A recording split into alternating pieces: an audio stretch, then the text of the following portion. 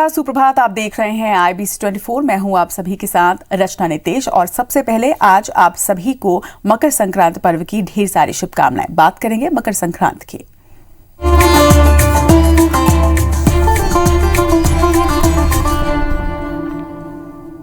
दान पुण्य का पर्व मकर संक्रांति आज पूरे देश में धूमधाम से मनाया जा रहा है। हिंदू धर्म में मकर संक्रांति के त्योहार का खास महत्व होता है। हर साल की तरह इस बार भी इस दिन पूजा पाठ के अलावा दान आदि को विशेष रूप से किया जाएगा। सनातन धर्म में ये मान्यता है कि मकर संक्रांति के दिन सूर्य उत्तरायण होते हैं और इसके साथ ही इसी दिन से खर मास खत्म होता है। खर मास के खत्म होने से संक्रांति के दिन से ही सभी प्रकार के मांगलिक कार्यों की भी शुरुआत हो जाती है। मकर संक्रांति को खिचड़ी पर्व भी कहा जाता है। इस दिन खिचड़ी और तिल के दान का बेहद विशेष महत्व होता है। मकर संक्रांति का पर्व भारत में अलग अलग रूप में मनाया जाता है। उत्तर भारत में इसे खिचड़ी का पर्व कहा जाता है क्योंकि इस दिन यहाँ पर खिचड़ी बनाने और दान करने की परंपरा है। तो वहीं मकर संक्रांति के पर्व पर खिचड़ी बनाकर खाने और लोगों को इसे प्रसाद के रूप में खिलाने की परंपरा का संबंध उत्तर प्रदेश के गोरखपुर में स्थित गोरखनाथ मंदिर से है, जिसकी शुरुआत कभी वहाँ पर बाबा गोरखनाथ ने शुरू की थी। वहीं मकर संक्रांति पर तिल और तेल का दान पापनाशक माना गया है। तो पूरे देश में आज मकर संक्रांति का पर्व पूरी धूमधाम से मनाया जा रहा है। वाराणसी और गंगा सागर की ये दो तस्वीरें, आज के दिन पुण्य स्नान किया जाता है और साथ ही आज के दिन दान का भी बेहद विशेष महत्व होता है। तो पूरे धूमधाम से इस पर्व को आज मनाया जा रहा है। अल सुबह ही लोगों की भीड़ जो है वो पुण्य स्नान के लिए घाटों पर पहुंच चुकी है। वाराणसी और गंगा सागर की ये दो तस्वीरें, लोग बड़ी संख्या में यहाँ पर स्नान के लिए पहुंचे हैं और आज के दिन पुण्य स्नान के साथ ही दान का भी विशेष महत्व होता है।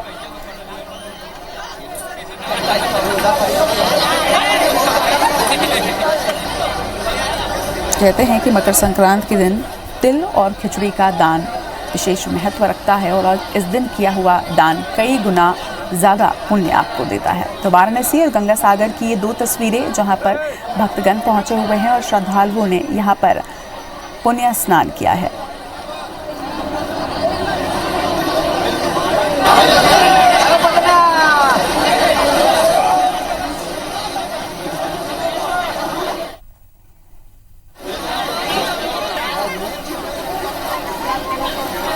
वाराणसी के घाट की ये तस्वीरें, जहां पर लोग अल सुबह ही आस्था की डुबकी लगाने के लिए पहुंचे हैं। और आपको बता दें कि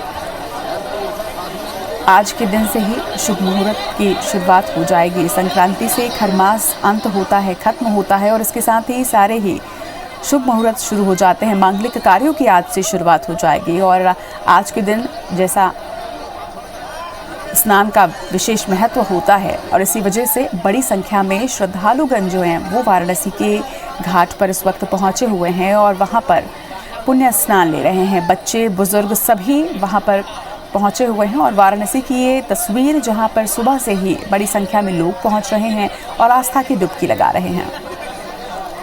इसके साथ ही गंगा सागर की भी ये तस्वीर आप देखिए, यहाँ पर भी बड़ी संख्या में लोग पहुंचे हैं और पुण्य स्नान ले रहे हैं। सुबह से ही मंदिर में भी श्रद्धालुओं की भीड़ लगी हुई है। आज का दिन बेहद विशेष महत्व रखता है सनातन धर्म में। हिंदू धर्म का ये पहला त्यौहार इस वर्ष का मकर संक्रांति आज पूरे देश में धूमधाम के साथ मनाई जा रही है और इसकी शुरुआत ही पुण्य स्नान के साथ होती है। और आस्था की डुबकी लगाने के लिए, चाहे वो वाराणसी के घाट हो, गंगा सागर हो या फिर अलग अलग शहरों में नदियों में स्नान हो, सभी आज कोशिश करते हैं कि पुण्य स्नान ज़रूर करें, आस्था की डुबकी नदियों में ज़रूर लगाएं और इसी वजह से लोग घाटों में ज़रूर पहुंचते हैं। लेकिन इसके साथ साथ इस बार क्योंकि कोरोना भी है, पूरे देश में संक्रमण फैला हुआ है, इसे देखते हुए विशेष गाइडलाइन भी जारी ज़रूर की गई है, जिसका पालन करने की अपील IBC 24 अपने तमाम दर्शकों से ज़रूर करता है।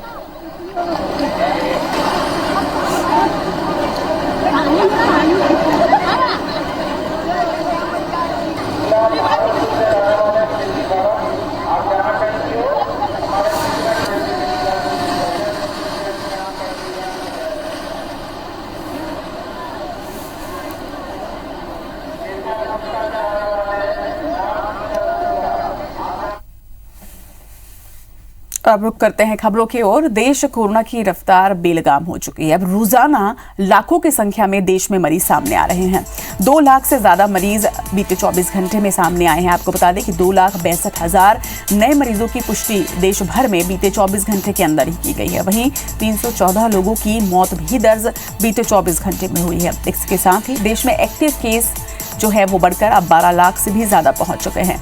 तो लगातार देश में कोरोना संक्रमण की रफ्तार तेज होती जा रही है। हर रोज लाखों की संख्या में यहां पर नए मरीज सामने आ रहे हैं। बीते 24 घंटे की ही अगर बात करें तो 2,62,000 नए मरीजों की पुष्टि की गई है, जो एक बड़ा आंकड़ा है। और इसके साथ ही एक्टिव केस भी लगातार बढ़ता जा रहा है। एक्टिव केस की ही बात करें तो 12 लाख से ज्यादा एक्टिव केस इस वक्त पूरे देश भर में हैं।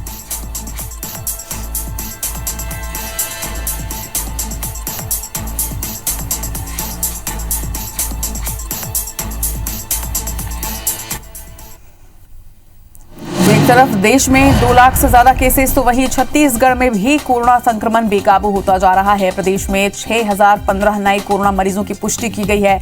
वहीं आज बीते 24 घंटे में 4,636 लोग पूर्ण रूप से स्वस्थ भी हुए हैं। लेकिन एक बड़ा आंकड़ा नए मरीजों का लगातार सामने आ रहा है। 6,000 से भी ज्यादा यह आंकड़ा है। पॉजिटिविटी दर आप देखिए 9.51% पर पॉजिटिविटी रेट प्रदेश में पहुंच चुकी है। वहीं 24 घंटे में 7 मरीजों की मौत भी हुई है। मौत का आंकड़ा भी बढ़ना स्वास्थ्य विभाग के लिए एक चिंता का विषय। वहीं अगर एक्टिव केस की बात करें तो इस वक्त प्रदेश में एक्टिव केस 28,797 पर पहुंच चुका है। जिलेवार अगर बात करें तो सबसे ज्यादा आंकड़े रायपुर में आए हैं। राजधानी रायपुर लगातार हॉटस्पॉट बनता जा रहा है। 2020 यहां पर नए मामले सामने आए हैं। तो वहीं दुर्ग से 673, कोरबा से 520, बिलासपुर से 459, रायगढ़ से 454, जांजगीर से 281 और राजनांदगांव से 246 मरीजों की पुष्टि की गई। इसी तरह से जशपुर से 226, सरगुजा से 194, कोरिया से 137, दंतेवाड़ा से 78 और धमतरी से 76 मरीजों की पुष्टि की गई। तो हर जिले से लगातार बड़े आंकड़े सामने आ रहे हैं। पूरे प्रदेश की अगर बात करें तो 6,000 के भी पार नए मरीजों का आंकड़ा। तो वहीं राजधानी रायपुर में सबसे ज्यादा मरीजों की पुष्टि की गई। अकेले रायपुर से ही 2,000 से भी ज्यादा मरीजों की पुष्टि की गई है। और छत्तीसगढ़ के बाद अब बात मध्य प्रदेश की। मध्य प्रदेश में भी एक बड़ा आंकड़ा सामने आया है। कोरोना मरीजों की पुष्टि 4,031 नए मरीज सामने आए हैं। वहीं मध्य प्रदेश में अब तक 8,14,473 संक्रमितों की पुष्टि हो चुकी है। मध्य प्रदेश में 24 घंटे के अंदर 3 मरीजों ने दम भी तोड़ा है।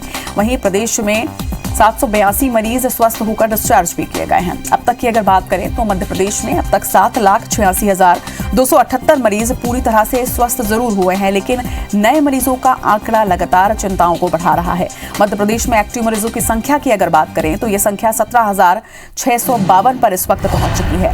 तो 4,000 से भी ज्यादा कोरोना मरीजों की पुष्टि बीते 24 घंटे के अंदर ही 4,031 नए मरीजों की पुष्टि मध्य प्रदेश में हुई है। वहीं अब तक की अगर बात करें तो ये कुल आंकड़ा 8,14,000 के पार पहुंच चुका है। वहीं बीते 24 घंटे में 3 मरीजों ने कोरोना संक्रमण की वजह से दम भी तोड़ा है। तो एक बड़ा आंकड़ा और एक बड़ी चिंता।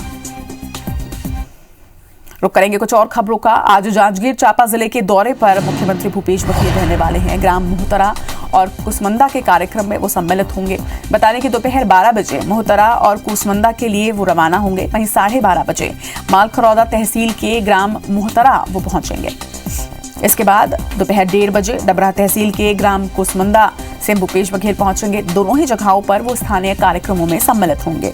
तो आज सीएम भूपेश बघेल का जांजगीर चांपा दौरा रहेगा, जिसमें 1:30 बजे डबरा तहसील के कुसमुंदा गांव में एक निजी कार्यक्रम में वो सम्मिलित होंगे।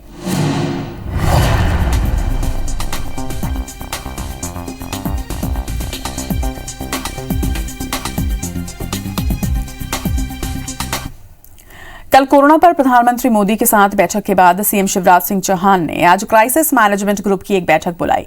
सीएम शिवराज सिंह आज सुबह 10 बजे सीएम हाउस से वीडियो कॉन्फ्रेंसिंग के जरिए ये बैठक लेंगे। सीएम शिवराज आज वर्चुअली जिलों के क्राइसिस मैनेजमेंट कमेटियों से जुड़ेंगे। बैठक में मुख्यमंत्री कोरोना के बढ़ते मामले और जिलों के हालातों की समीक्षा के बाद कुछ कड़े फैसले ले सकते हैं। वहीं बैठक में सभी जिलों के क्राइसिस मैनेजमेंट के सदस्य और मंत्री भी वर्चुअली शामिल होंगे।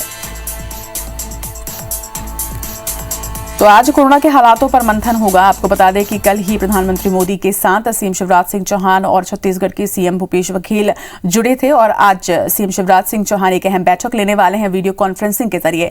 आज क्या कुछ खास रहने वाला है मध्य प्रदेश में, इस पर ज्यादा जानकारी के साथ हमारे सहयोगी विवेक हमारे साथ जुड़ रहे हैं और साथ ही छत्तीसगढ़ में क्या अहम खबरें होंगी इसे लेकर हमारी साथी प्रिया पांडे हमारे साथ है। सबसे पहले रुख करेंगे भोपाल का। विवेक, मध्य प्रदेश की वो क्या कुछ खबरें जिस पर IBC 24 की नजर रहने वाली है? सबसे महत्वपूर्ण मध्य प्रदेश में है कोरोना का बढ़ता संक्रमण और राजधानी भोपाल में पहली बार 1000 से अधिक कोरोना पॉजिटिव इस तीसरी लहर में आए हैं और राजधानी भोपाल और इंदौर कोरोना का हॉट स्पॉट बनते जा रहा है। लगातार केसेस मिल रहे हैं। इसी तरह ग्वालियर और जबलपुर भी लगातार जो है कोरोना के मामले मिल रहे हैं। मध्य प्रदेश के सभी जिले अब कोरोना संक्रमित है, सभी जिलों में कोरोना के पेशेंट है और यही कारण है कि आज मुख्यमंत्री शिवराज सिंह चौहान ने सुबह 10 बजे क्राइसिस मैनेजमेंट की बैठक बुलाई है। वर्चुअली ये बैठक होगी। कल मुख्यमंत्री ने प्रधानमंत्री से चर्चा की थी और उसके बाद आज ये बैठक काफ़ी महत्वपूर्ण है। बैठक में जिलों में कोरोना की स्थिति की समीक्षा की जाएगी और जिन जिलों में ज़्यादा संक्रमण है वहां पर कुछ प्रभावी कदम उठाने के लिए मुख्यमंत्री निर्देशित कर सकते हैं। क्राइसिस मैनेजमेंट से ये भी पूछा जाएगा कि आखिर उस जिले में प्रतिबंध के तौर पर क्या कुछ नया जो है प्रतिबंध लगाया जा सकता है, क्योंकि अभी सरकार ने नाइट कर्फ्यू के अलावा कोई भी प्रतिबंध नहीं लगाया है। शादी समारोह और अंत्येष्टि में लोगों की संख्या सीमित कर दी है, लेकिन जिस तेजी से कोरोना बढ़ रहा है उसके बाद अब सरकार जो है कई प्रतिबंध और लगा सकती है, जिसमें सबसे पहले स्कूलों को बंद करने को लेकर आज हो सकता है कि कलेक्टरों से और जिला क्राइसिस मैनेजमेंट समितियों से विचार लेकर उनके विचार के बाद सरकार ये फैसला ले कि अब जो है ऑनलाइन क्लासेस स्कूलों में लगे। इसके अलावा जो कर्फ्यू नाइट कर्फ्यू है क्या उसका समय बढ़ा दिया जाए, क्या अन्य और उपाय किए जाए और मुख्यमंत्री जो है ज़रूरी व्यवस्थाएं जो जिले में है, क्योंकि अभी तो अस्पतालों पे बहुत ज़्यादा लोड नहीं है क्योंकि 80-90% जो कोरोना पॉजिटिव है वो होम आइसोलेशन में अपना इलाज करा रहे हैं। लेकिन अब जैसे जैसे कोरोना का ग्राफ बढ़ रहा है हो सकता है कि अब अस्पतालों की तरफ जो है ज़्यादा लोगों का रुख हो और इसीलिए सरकार चुस्त दुरुस्त व्यवस्था रखना चाहती है। इसलिए जिले से ये भी पूछा जाएगा कि वहाँ पर कितने बेड है, कितने ऑक्सीजन बेड है, ऑक्सीजन के प्लांट शुरू है या नहीं है। इन तमाम विषय पर आज मुख्यमंत्री क्राइसिस मैनेजमेंट से चर्चा करेंगे। तो पूरे प्रदेश की नज़र आज की इस बैठक पर है। काफ़ी महत्वपूर्ण बैठक है। सुबह 10 बजे से वर्चुअली ये बैठक होगी। मुख्यमंत्री शिवराज सिंह चौहान CM हाउस से इस बैठक में जुड़ेंगे। सभी मंत्रियों को भी निर्देश दिए गए हैं कि वो इस बैठक में शामिल हो। तो कह सकते हैं क्योंकि मध्य प्रदेश सरकार के जो है लगातार मंत्री भी संक्रमित होते जा रहे हैं, लगातार जो है विधायक संक्रमित होते जा रहे हैं, कई IAS अधिकारी संक्रमित हैं, कई IPS अधिकारी संक्रमित हैं। जिस तरह कल गृह मंत्री ने बताया कि पुलिस के जवान भी जो है 200 से ऊपर संख्या में संक्रमित हो गए हैं। तो ये कहीं ना कहीं सरकार के लिए एक चिंता का विषय है और यही कारण है कि पूरे प्रदेश की नज़र आज की इस बैठक पर बनी हुई है और हमारे भी नज़र इस बैठक पर है कि आखिर जनता की सेहत से जुड़े क्या फैसले इस बैठक में होते हैं। निश्चित तौर पर इस बैठक में कुछ सख्त फैसले भी जरूर लिए जा सकते हैं, लिहाजा देखना होगा क्या कुछ फैसला होता है। इस पर अपडेट भी आपसे लेंगे। फिलहाल रुख करेंगे छत्तीसगढ़ का। प्रिया हमारे साथ हैं। प्रिया, अगर बात करें छत्तीसगढ़ की तो क्या कुछ अहम खबरें रहने वाली हैं जिस पर IBC 24 की नजर रहेगी? बिल्कुल रचना, आज मुख्यमंत्री भूपेश बघेल की अगर बात की जाए तो वो जांजगीर और चांपा जिले के दौरे पर हैं। वो वहां पे मोहतारा और कुसमंदा गांव के 2 स्थानीय कार्यक्रमों में शामिल होंगे। राजधानी रायपुर से हेलीपैड से मुख्यमंत्री भूपेश बघेल जो है दोपहर 12 बजे यहां से रवाना होंगे और उसके बाद दोनों ही जो गांव है वहां पर अलग अलग निजी कार्यक्रम और स्थानीय कार्यक्रम है उसमें मुख्यमंत्री भूपेश बघेल शिरकत करेंगे और देर शाम तक राजधानी रायपुर वापस लौट आएंगे। इसके अलावा प्रदेश के सबसे हाई प्रोफाइल केसेस में से एक पूर्व निलंबित जो IPS ऑफिसर हैं GP सिंह, उनकी रिमांड आज खत्म हो रही है। पुलिस आज उन्हें शाम तक जो है कोर्ट में पेश करने वाली है। 2 दिन के न्यायिक रिमांड पर उन्हें भेजा गया था। पुलिस ने हर पहलू से पूछताछ की है। सूत्रों की माने तो बहुत ज्यादा सफलता इस वक्त पुलिस को नहीं मिल पाई है क्योंकि जो GP सिंह है, पूर्व IPS जो GP सिंह है, उन्होंने अपने साथ अपने वकील को भी रखने कहा और उसके साथ ही पूछताछ के लिए उन्होंने अपील किया था। उनके वकील कमलेश पांडे भी इस दौरान पूरे समय उनके साथ रहे। उन्होंने मोबाइल को लेकर भी अपनी बातों से इनकार किया। उनका कहना है कि जो मोबाइल उनके पास है वो उनके नहीं है, किसी भी तरीके के पेन ड्राइव से उन्होंने इनकार किया है। तो पूरी सफलता जिस हिसाब से पूछताछ पुलिस करना चाह रही थी, उस तरीके की जानकारी फिलहाल पुलिस को नहीं मिल पाई है। हालांकि आज देर शाम उनको कोर्ट में पेश किया जाएगा और उसके बाद पता चलेगा कि आगे क्या स्थितियां हैं। तो ये तमाम अपडेट्स हैं रचना, जिन पर दिन भर IBC 24 अपने दर्शकों को अपडेट देता रहेगा। जी, आप दोनों का ही बहुत बहुत शुक्रिया इस तमाम जानकारी के लिए। खबरों का कोरोना वायरस और ओमिक्रॉन के बढ़ते मामलों को लेकर प्रधानमंत्री नरेंद्र मोदी और सभी राज्यों के मुख्यमंत्रियों के बीच बैठक हुई। इसमें वीडियो कॉन्फ्रेंसिंग के जरिए बातचीत की गई। वहीं पीएम मोदी कोविड समीक्षा बैठक के दौरान मुख्यमंत्री से राज्यों के हालातों का उन्होंने जायजा लिया और घातक वायरस के फैलने को रोकने के लिए कदमों पर भी चर्चा की गई। इस बैठक में राज्यों में लगाए प्रतिबंधों पर भी चर्चा की गई और साथ ही उन उपायों पर भी मंथन किया जिसके जरिए कोरोना की बेकाबू रफ्तार पर रोक लगाई जा सके। वर्चुअल मीटिंग में गृह मंत्री अमित शाह, केंद्रीय स्वास्थ्य मंत्री मनसुख मंडाविया मौजूद रहे। तो वहीं मध्य प्रदेश और छत्तीसगढ़ के मुख्यमंत्री भी बैठक में मौजूद रहे। हालांकि भूपेश बघेल की पीएम से चर्चा नहीं हुई, लेकिन पीएमओ को छत्तीसगढ़ में वर्तमान में कोरोना संक्रमण की रोकथाम के लिए किए जा रहे काम की जानकारी दी गई है। वहीं मध्य प्रदेश के सीएम शिवराज सिंह चौहान ने बैठक में जानकारी दी कि प्रदेश में पात्र किशोरों में से 72% से अधिक को डोज लगाए जा चुके हैं। तो वहीं प्रिकॉशन डोज 1,80,000 से अधिक लोगों को लगाई जा चुकी है। मध्य प्रदेश में अब मस्जिदों में होने वाली अजान को लेकर सियासत गर्मा गई है। मस्जिदों से लाउडस्पीकर में होने वाले अजान को लेकर बीजेपी कांग्रेस आमने सामने है। दरअसल इंदौर के वकीलों ने कमिश्नर से शिकायत करते हुए मस्जिद से लाउडस्पीकर पर होने वाली अजान को बंद कराने की मांग की है। वकीलों का तर्क है कि इंदौर जिला कोर्ट और हाई कोर्ट के पास मस्जिद है और यहां से तेज आवाज में होने वाली अजान से ध्वनि प्रदूषण होता है। कोर्ट के कामकाज में दिक्कत भी होती है। वहीं पूरे मामले को लेकर अब सियासत शुरू हो चुकी है। शिकायत के बाद गृह मंत्री नरोत्तम मिश्रा ने कहा कि सरकार मामले का परीक्षण करवा रही है। तो वहीं कांग्रेस विधायक आरिफ मसूद ने सरकार पर मध्य प्रदेश में मुस्लिमों को टारगेट करने का आरोप लगाया है। सबसे बड़ी समस्या यही है कि ध्वनि के कारण आज सुबह 6 बजे 5 बजे से आदमी चिल्लाने लग जाता है तो पूरा क्षेत्र की जनता उठ जाती है, परेशान हो जाते हैं। पावरफुल भोंगे लगा रखे हैं जिससे कि यहाँ तक काम करने वालों को तकलीफ होती है। ज्ञापन दिया है उन्होंने, ये सही है। मैंने परीक्षण करने के लिए दिया है, उसके बाद ठीक बात हो पाएगी। अधिवक्ता जो हमारे होते हैं वो न्याय दिलाने के लिए होते हैं और सबको न्याय दिलाने के लिए होते हैं। तो उन्हें मैं नहीं समझता कि एक पक्ष के लिए ऐसा माहौल क्रिएट करना चाहिए। तो इससे एक अच्छा मैसेज समाज में और लीगली एक मैसेज अच्छा नहीं जाता। दूसरी बात यह है कि अजान से ना कभी किसी को पहले प्रॉब्लम थी ना आज है। चंद लोग इस तरह से देश में माहौल खराब कर रहे हैं। छत्तीसगढ़ में बड़ा प्रशासनिक फेरबदल किया गया है। कई IAS अधिकारियों के तबादले हुए हैं। वहीं 6 जिलों के कलेक्टर बदल दिए गए। 2 संभाग आयुक्त का भी तबादला हुआ है। बदले गए कलेक्टरों में ऋतुराज रघुवंशी को नारायणपुर का कलेक्टर बनाया गया है। तो वहीं नीलेश झील सागर को महासमुंद का कलेक्टर बनाया गया। डोमन सिंह को बलौदाबाजार कलेक्टर बनाया गया है और ऐसे ही नम्रता गांधी को गरियाबंद, ऋचा प्रकाश चौधरी को गौरला पेंड्रा मलवाही कलेक्टर और कुलदीप शर्मा को कोरिया का कलेक्टर बनाया गया है। तो वहीं टोपेश्वर वर्मा को जल जीवन मिशन का संचालक बनाया गया है। महादेव कांवरे को दुर्ग संभाग आयुक्त तो श्यामलाल धावड़े को बस्तर संभाग आयुक्त बनाया गया है। सुनील कुमार जैन स्कूल शिक्षा विभाग के विशेष सचिव बनाए गए हैं। तो वहीं अनिल साहू को छत्तीसगढ़ पर्यटन बोर्ड का संचालन नियुक्त किया गया है। अभिजीत सिंह को स्मार्ट सिटी रायपुर का प्रबंध संचालक बनाया गया है। तो धर्मेश कुमार साहू को भू अभिलेख का संचालक नियुक्त किया गया। अंबिकापुर नगर निगम का आयुक्त विजय दया राम को बनाया गया है। तो वहीं रुक्तिमा यादव को गरियाबंद का जिला पंचायत CEO नियुक्त किया गया।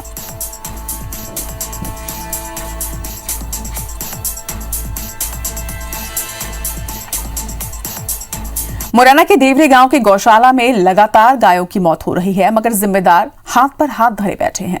दरअसल गौशाला के लिए नगर निगम 20 लाख रुपए प्रतिमाह भूसे के लिए देता है, मगर जो भूसा सप्लाई करता है वो पेमेंट रुक जाने की वजह से भूसा सप्लाई उसने रोक दिया है। वर्तमान में व्यापारी मुकेश शर्मा का नगर निगम ने 30 लाख रुपया नहीं दिया है और इसलिए भूसा सप्लाई रुका हुआ है और यही वजह है कि भूसे की सप्लाई रुकने और मौसम की मार की वजह से करीब 10 से ज्यादा गायों की रोज मौत हो रही है। इधर दिसंबर से अब तक करीब 200 गायों की मौत हो चुकी है। गायों की मौत को लेकर समाजसेवी कार्रवाई की मांग कर रहे हैं। तो वहीं मामले में कांग्रेस ने भी निशाना साधते हुए कहा है कि बीजेपी नेता गौ सेवक बनने की बात हमेशा चुनाव के समय करते हैं, चुनाव के बाद सब भूल जाते हैं। तो वहीं बीजेपी नेता रघुराज कंसाना ने दोषियों पर जांच के बाद कार्रवाई करने की बात कही है। तो पानी का आर्मेचर उसमें खराब था मोटर का कोई, तो आर्मेचर की पानी की कमी की वजह से भूखे खनौटे में हमने जाके देखा, खनौटों में बिल्कुल भी चारा नहीं था। ऐसे लग रहे थे खनौटे गायों चारे के जैसे, इनमें 2-3 से चारा डला ही नहीं है। बीजेपी है उसको मुद्दे से चुनाव में प्रयोग करते, जब गौ माता की उनको आवश्यकता थी चुनाव में मुद्दे के रूप में उपयोग करने की, हिंदुत्ववादी लहर के लिए, पोलराइजेशन के लिए, तब उन्होंने उपयोग किया। असली में गौ माता का भक्त कौन है? असली में गौ माता की भक्त कांग्रेस है, कमलनाथ जी हैं। दिखवा रहे हैं बहुत सारी गायों की स्थिति बहुत दयनीय बताई है, कुछ मरती हुई बताई जा रही हैं। तो मैंने उनको कहा है कि एक जांच कमेटी बनाकर इसकी विस्तृत जांच कराएं और जो गायों के लिए भूसे की व्यवस्था है, चारे की व्यवस्था है, उसे समुचित व्यवस्था कराएं। और अब बात पश्चिम बंगाल के ट्रेन हादसे की। पश्चिम बंगाल में जलपाईगुड़ी के पास कल बड़ा ट्रेन हादसा हुआ है। गुवाहाटी जा रही बीकानेर एक्सप्रेस की 12 बोगी पटरी से उतर गई। हादसे में 5 यात्रियों की घटनास्थल पर ही मौत हो गई, जबकि 40 से ज्यादा लोग इस घटना में घायल हुए हैं। घायलों को अस्पताल में भर्ती करवाया गया है, तो वहीं 7 बोगियों को सबसे ज्यादा नुकसान पहुंचा है। 50 से ज्यादा एम्बुलेंस घटनास्थल पर पहुंची। वहीं एनडीआरएफ की 2 टीमें भी घटनास्थल पर रेस्क्यू के लिए भेजी गई। रेलवे बोर्ड के चेयरमैन भी घटनास्थल के लिए रवाना हुए। तो वहीं प्रधानमंत्री मोदी ने हादसे को लेकर पश्चिम बंगाल की सीएम ममता बनर्जी से हादसे की जानकारी ली है। अगर रेलवे बोर्ड के चेयरमैन हादसे वाली जगह के लिए रवाना हुए, तो वहीं एनडीआरएफ की 2 टीम भी मौके पर भेजी गई। रिलीफ ट्रेन भी मौके के लिए रवाना हो चुकी थी। तो वहीं रेलवे के सेफ्टी कमिश्नर इस हादसे की जांच करेंगे। बता दें कि हादसे के बाद ट्रेन की 9 ट्रेनों को डायवर्ट किया गया। वहीं रेल मंत्री अश्विनी वैष्णव ने मृतक के परिजनों को 5-5 लाख रुपए मुआवजे का ऐलान किया है, जबकि गंभीर रूप से घायलों को 1-1 लाख रुपए का मुआवजा दिया जाएगा। हल्के चोट वालों को 25,000 रुपए का मुआवजा देने का ऐलान किया गया है। अभी भी रेस्क्यू ऑपरेशन चल रहा है। कुछ लोग यहाँ पे फंसे हुए हैं। जब तक उनको हम निकाल नहीं पाते हैं, तब तक एग्जैक्ट फिगर बताना मुश्किल होगा। अचानक से गाड़ी ब्रेक मारे और सुबह गाड़ी पटरी से नीचे उतर गए और उसके बाद सारे सामान टूट के एक के ऊपर एक गिरने लगे। वो अंदर आदमी बहुत सारे फंस गए और वो हाथ तो 2 मर भी गया, किसी का हाथ पैर टूट गया वहाँ पर अंदर। मदद के लिए लोग आए तो मदद कर रहे हैं अभी। अच्छा, बहुत लोग घायल हुए हैं। बहुत सारे लोग घायल हुए। जो आगे के जितनी भी बोगी है सब पीछे गए किसा देख, तो नीचे सारे लोग दब गए अंदर, तो उनको बाहर निकलने के लिए लोग मदद कर रहे हैं अभी। इसी के साथ उस बुलेटिन में फिलहाल इतना ही। आप देखते रहिए IBC 24।